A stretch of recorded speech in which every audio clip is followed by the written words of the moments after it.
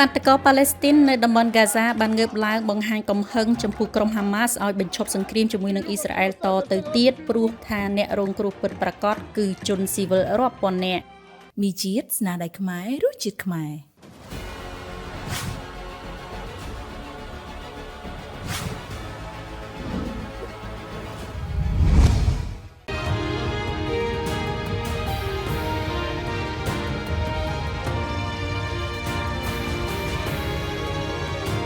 វិតាឆ្លុះបញ្ចាំងពីឧត្តមភាពប្រជាជនប៉ាឡេស្ទីនរាប់ពាន់នាក់បានដើរដង្ហែជាក្បួននៅចន្លោះទីក្រុងដែលរងការបំផ្លិចបំផ្លាញយ៉ាងធ្ងន់ធ្ងរនៅភាគខាងជើងតំបន់ហ្គាហ្សាក្នុងថ្ងៃទី2នៃសកម្មភាពតវ៉ាប្រឆាំងសង្គ្រាមរបស់ពួកគេជាមួយនឹងមនុស្សជាច្រើនអ្នកទៀតដោយបានស្រែកប្រឆាំងនឹងក្រុមហាម៉ាស់ដែរក្នុងចេតនាបង្ហាញពីកំហឹងដ៏កម្ររបស់ពួកគេជាសាធារណៈ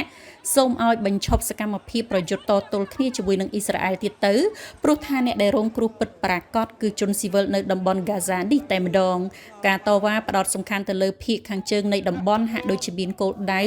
ជាទូទៅប្រឆាំងនឹងសង្គ្រាមដ៏រ៉ាំរ៉ៃដោយក្រុមអ្នកតវ៉ាបានអំពាវនាវឲ្យបញ្ចប់ការប្រយុទ្ធគ្នាយ៉ាងសាហាវដែលបានកើតឡើងរយៈពេល17ខែមកនេះជាមួយនឹងអ៊ីស្រាអែលដែលវាបានធ្វើឲ្យជីវិតមនុស្សនៅក្នុងតំបន់ហ្គាហ្សា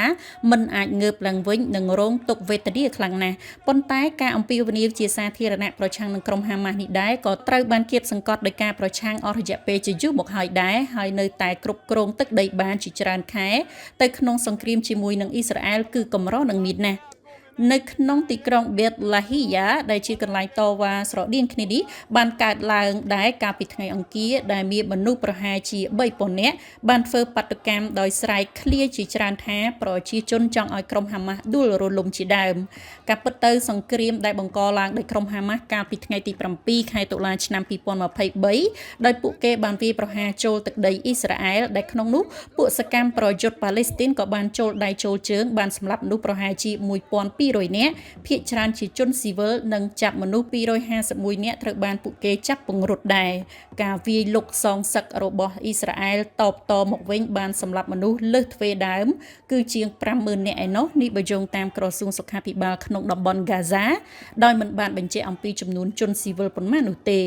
ហេតុការណ៍ទម្លាក់គ្រាប់បែកនៅប្រតិបត្តិការកងទ័ពជើងគោករបស់អ៊ីស្រាអែលជាបន្តបន្ទាប់បានបណ្ដាលឲ្យតំបន់នេះខ្ទេចខ្ទាំបំផ្លិចបំផ្លាញយ៉ាងធំធេងហើយប្រជាជននៅទីនេះទៀតសោតក៏ត្រូវបានភៀសខ្លួននិងផ្លាស់ទីប្រហែលជា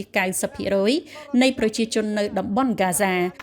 ទោះបីជាក្រុមហាម៉ាស់ទទួលបានជ័យជំនះភ្លុកទឹកភ្លុកដីនៅក្នុងការបោះឆ្នោតរបស់ប៉ាឡេស្ទីនចុងក្រោយនេះកាលពីឆ្នាំ2006នេះមែនប៉ុន្តែការដណ្ដើមអំណាចនៅហ្គាហ្សាពីអាញាធិបតេយ្យប៉ាឡេស្ទីនដែលគ្រប់គ្រងដោយក្រុមលោកខាងលិចនោះគឺនៅតែមានចលនានៃសម្ព័ន្ធរបស់លោក Fatah ដដែលនៅឆ្នាំបន្ទាប់ដែលវាបានបង្កទៅជាភាពចលាចលមួយផ្នែករបស់ក្រុមបពុនេះជាច្រើនខែ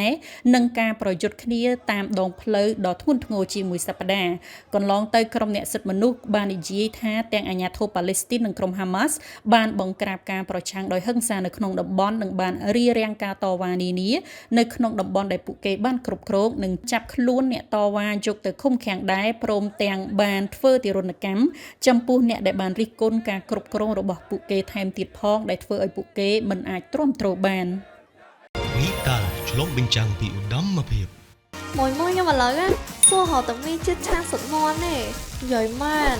មីជាតិឆាសុតមន់ឆាក៏ឆ្ងាញ់ឆុងក៏ឆ្ងាញ់